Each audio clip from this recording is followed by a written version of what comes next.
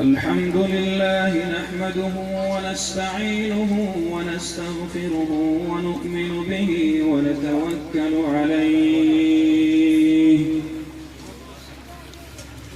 ونعوذ بالله من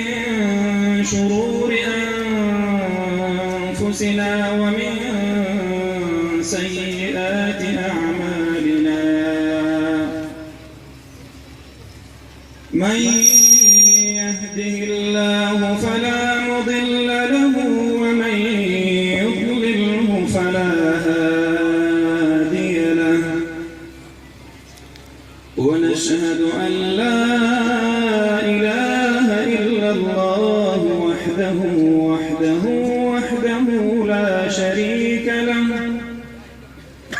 ونشهد أن سيدنا وحبيبنا وشفيعنا ورؤوفنا ورحيمنا وشفيقنا وطبيبنا وسندنا ورحمتنا ومولانا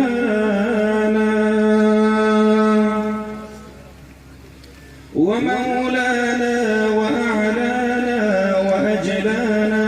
وأخشانا وأتقانا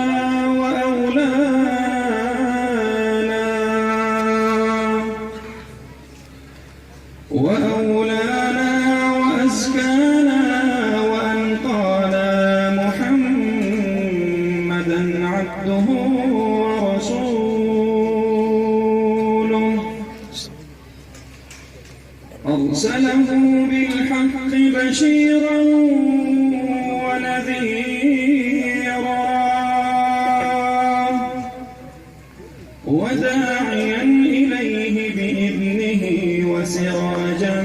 منيرا أما بعد فأعوذ بالله من الشيطان الرجيم بسم الله الرحمن الرحيم قال الله سبحانه وتعالى في كلامه المجيد والسماء ذات البروج واليوم الموعود وشاهد ومشهود قتل أصحاب الأخدود النار ذات الوقود إذ هم عليها قعود وهم على ما يفعلون بالمؤمنين شهود وما نقموا منهم إلا أن يؤمنوا بالله العزيز الحميد الذي له ملك السماوات والأرض والله على كل شيء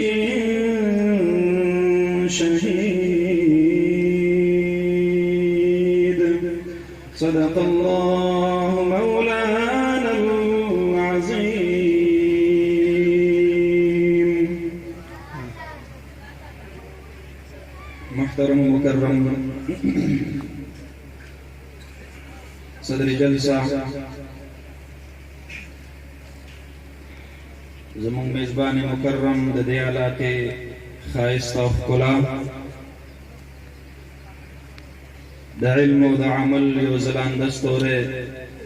زمون برادر مکرم جناب حضرت مولانا مفتی نعیم جان صاحب دامت برکاتهم العالیہ د مدرسہ تقویت الایمان گرامی قدر اساتذہ کرام स्टेज बांधे तशरीफ फरमाओ मजलिस की जलसगाह के मौजूद अकाबिर उलमाए दीन د دې علاقې ډېرو سپین روږو مشرانو، د دې دیني ادارې طالب علمانو، د دې محلې او د دې کلي د الله رب العالمین د دین سره محبت لرونکو ډېرو خوش قسمتو ډېرو معززو محترمو مسلمانانو وروڼو، نن ډېره لویه د خوشحالۍ ورځ ده. الله رب العالمین مونږ یو داسې ښکلي بابرکته او پاک مجلس کې شریک کړو د کومې د پاسه چې دوه قسم چترۍ دی. یو چترۍ زمونږ او ستاسو د سترګو په نظر راځي او دویمه چترۍ زمونږ او ستاسو د سترګو په نظر نه راځي. په دې مجلس کې چې څومره خلک شریک دي دوی د سر د پاسه یو چترۍ داسې هم ده چې هغه دوی ته په نظر نه راځي. او زه نه وایم، جناب نبی کریم صلی الله علیه وسلم فرمایي کوم ځای کې خلک را جمع شي او هلته د قرآن کریم زده کړه کېږي او قرآن کریم ښودنه کېږي، لکه نن چې ستاسو د وړاندې د دې ماشومانو بچو د قرآن کریم د اخري سورتونو ختم دا منعقد شوی دی. جناب نبی کریم صلی الله علیه وسلم فرمایي دې مجلس کې چې څومره خلق هم شریک وي غشیتهم الرحمه، د الله رب العالمین رحمت دوی په خپل صادر کې راپټ کړي. د الله رحمت د دوی د سر د پاسه سوری شي، د الله رحمت د دوی د سر د پاسه چترۍ شي. نبی علیه الصلاة والسلام چې څه ویلي دي رښتیا یې ویلي دي. زمونږ عقیده ده، زمونږ ایمان دی، د نبی علیه السلام وینا دروغ نشي کېدلی. په دې نیت باندې به نن په دې مجلس کې کینو چې د رب العالمین د طرف نه کومه وعده د دې مجلس والو خلقو دپاره د جناب محمد رسول الله صلی الله علیه وسلم مبارک په خوله مبارکه باندې شوې ده چې هغه د الله د رحمت د لاندې راتلل دي. د دې ټولو شرکاو مجلس نن په دې جلسه کې تر اختتامه پورې نیت دا پکار دی چې تر څو وخته پورې زه په دې جلسه کې زه د الله رب العالمین په رحمت کې پټ یم، زه د الله د رحمت د سوري د لاندې یم. ونزل عليهم السکینه، نبی علیه الصلاة والسلام مبارک فرمایي د دغه خلقو زړونو ته زه سکینه او اطمینان دا نصیب کم. د دنیا خلقو څوک چې د ټینشن شکار دي، څوک چې د ډیپریشن مریضان دي، څوک چې ماښام سملاستلو نه مخکې د آرام ګولۍ خوري، راشئ طب نبوي وګورئ. جناب محمد رسول الله صلی الله علیه وسلم مبارک درته نسخه ښودلې ده. اهل قرآن مجلس کې کینئ، ستاسو زړونو ته به سکینه او اطمینان دا په خپله باندې حاصلېږي. ستاسو ټینشن به الله په اطمینان باندې بدلوي. الا بذکر الله تطمئن القلوب، زړونه د الله په اختیار کې دي. دا ستا په زړه باندې اضطراب الله راوستی دی، دا ستا په زړه باندې خفګان الله راوستی دی، دا به الله بوځي په خپل ذکر سره، په خپل قرآن سره، د قرآن په تلاوت سره، د قرآن د تلاوت په مجلس کې په ناسته باندې. د الله د رحمت طلبګارو مسلمانانو راشئ، زه درته ښیم د الله رحمت په کوم ځای کې دی. نن هر طرف ته ګورو د الله رب العالمین د خفګان اثرات دي، د خفګان نښې دي. زوی ته د پلار نه درد میلاویږي او پلار ته د زوی نه تکلیف میلاویږي.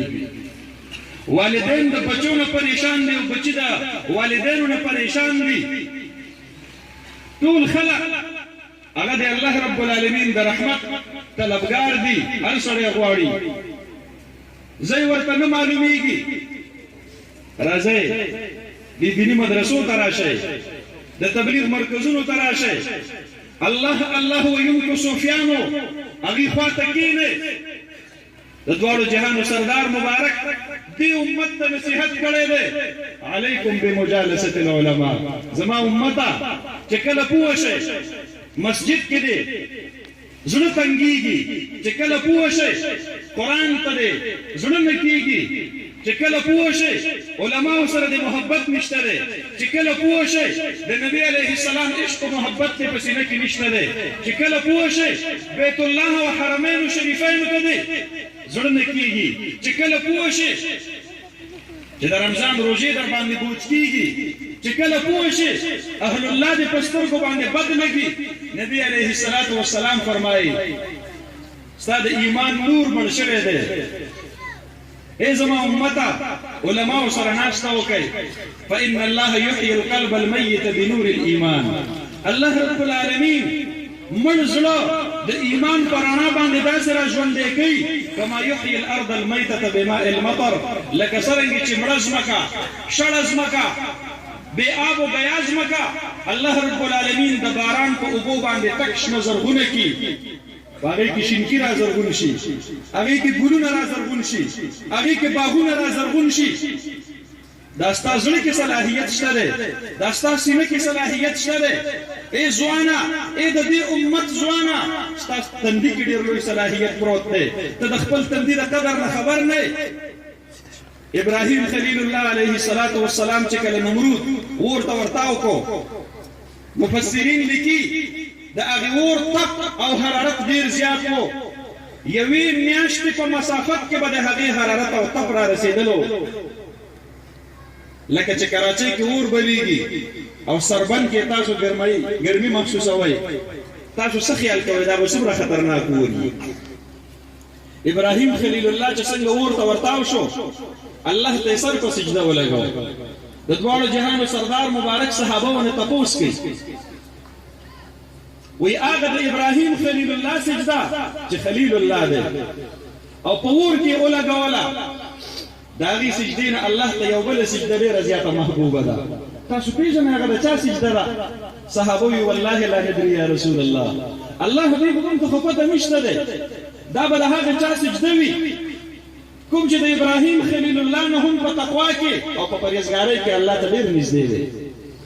دا به د هغه چا سجده وي کوم چې د نمرود د اور نه هم په سختو حالاتو کې الله ته سر په سجده باندې ږدي نبی علیه السلام فرمایي نه دا د نبی سجده نه ده دا د ولی سجده نه ده دا د پرهیزګاره سجده نه ده زما د امت ګناهګار نوجوان چې الله ته سر په سجده باندې کېږدي رب ذوالجلال فرشتو ته وفرمایي ابراهیم خلیل الله د هغې اور د سجدې نه راته د دې ځوان دا سجده ډېره محبوبه ده سبحان الله ای ځوانانو تاسو د خپلو تندو قدر نه دی پېژندلی تاسو چې الله ته دا ګناهګار تندی په سجده باندې ولګوئ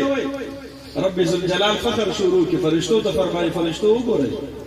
وګورئ زما محترم ورونو دا نن چې موږ او تاسو د مجلس کې ناست یو نبی علیه السلام فرمایي علماو سره ناسته کوئ خپل امت ته وصیت کړي نصیحت کړي ای زما امته علماو ته مشا کوئ علماو نه نفرت مه کوئ علماو سره بغض مه کوئ دا زما دوستان دي دا زما اولیاء دي دا زما اهل دی یو روایت کې راځي اگر چې د هغې په سند کې کلام شوی دی فضائلو کې بعضې کتابونه ذکر کوي نبی علیه السلام فرمایي زما د کوم امتي په زړه کې چې دا خواهش پیدا شي چې کاش زه د صحابهو په دور کې پیدا وی او ما هم د دواړو جهانو د سردار مبارک د مخ دیدار او زیارت کړی وی ما د هغه سره لاس میلاو کړی وی ما د هغه سره خبرې کړی وی ما د هغه چهرې ته کتلی نبی علیه السلام فرمایي زما د کوم امتي په زړه کې چې دا خواهش پیدا شي دا ارزو تمنا پیدا شي دا ورله نیمګړې کومه نه دې زه دقه شان چې په ارمان باندې د دنیا نه نه رخصتوم فرمایي من زار علماء امتي فكأنما زارني چې زما د امت د عالمانو د مخ دیدار وکړو داسې شوه لکه چې جناب محمد رسول الله صلی الله علیه وسلم د مخ مبارک دیدار ورته نصیب شي. سبحان الله. ومن صافحهم فكأنما صافحني. او چا چې د دوی سره مصافحه وکړه داسې شوه لکه چې د جناب محمد رسول الله صلی الله علیه وسلم په لاس مبارکو کې لاس وکړي. ځکه د دې علماو سینو ته چې دا کوم علم را منتقل شوی دی او تاسو ورته عالمان وایي او تاسو د دغه علم په برکت د دې قدر او احترام کوئ، نو دا علم دا په سند متصل سره، دا په سند صحیح سره د جناب محمد رسول الله صلی الله علیه وسلم نشور شوی دی او تاسو سره په دې معاشره کې چې دا کوم عالم پاتې کیږي د دې سینې ته الله رب العالمین را رسولی دی.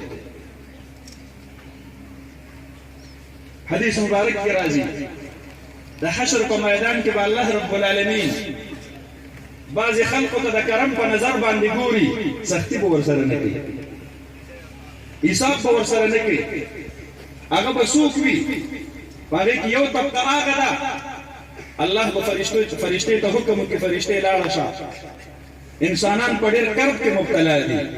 په ډېر غم کې مبتلا دي، ولاړه شه فرشتې اعلان وکا این المتجالسون فیا. رب ذوالجلال فرمائی هغه زما د دین لپاره د یو بل سره ناسته کوونکي خلک چېرته دي؟ این المتحابون فیا. هغه زما د دین لپاره د یو بل سره مینه محبت کوونکي چېرته دي؟ این المتزاورون فیا. هغه زما د دین لپاره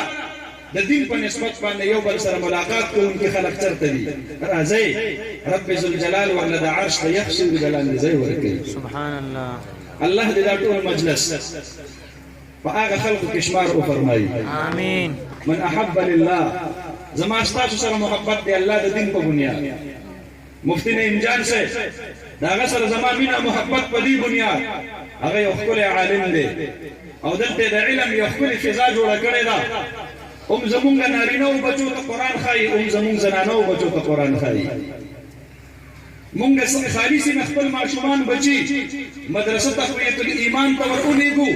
او مفتی نعیم جان صاحب د قرآن کریم نه ډکه سینه زمونږ کور ته واپس کړي.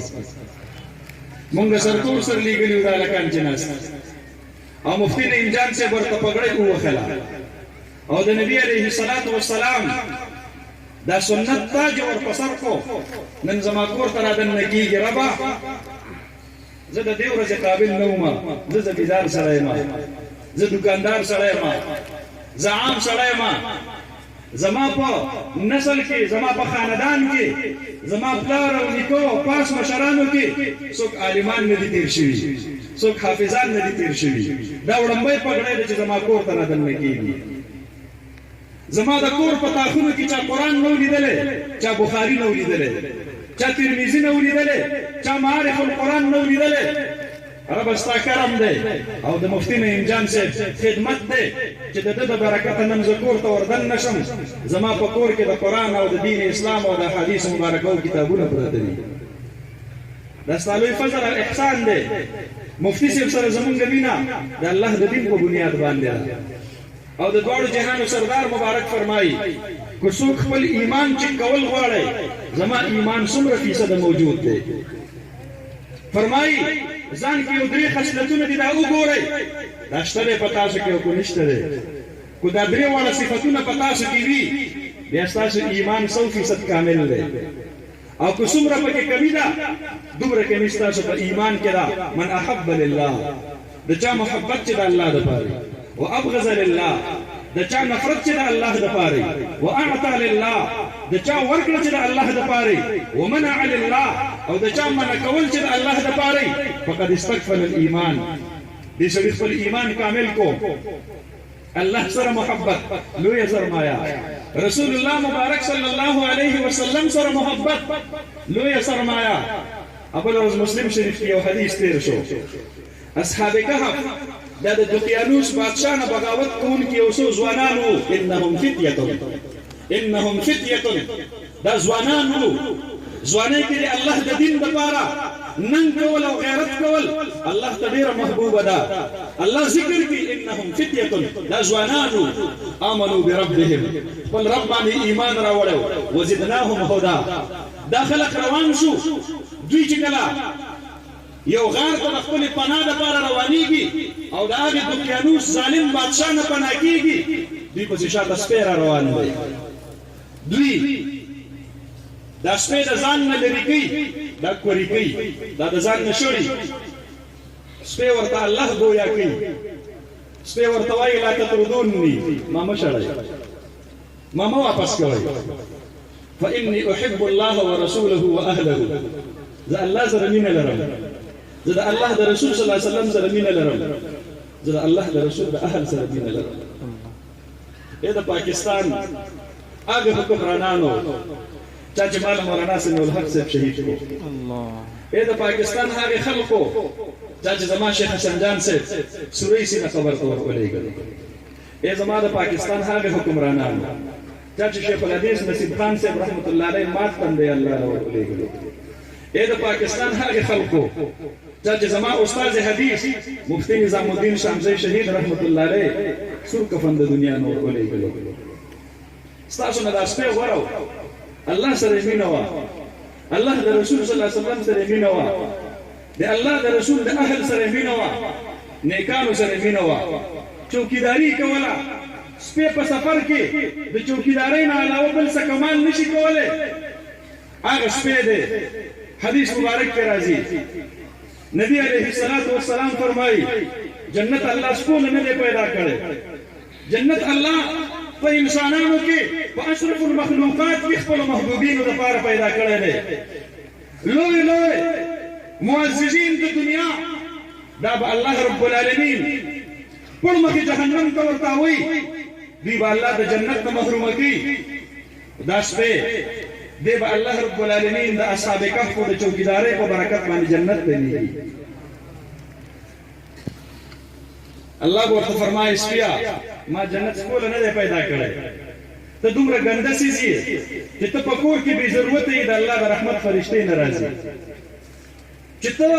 یو لوخه جوړه کې خپلېت شي ستالاله پلیت دي ستا وغه حرام ده ستا وغه پلیت ده خدای دې ټول خبرو باوجود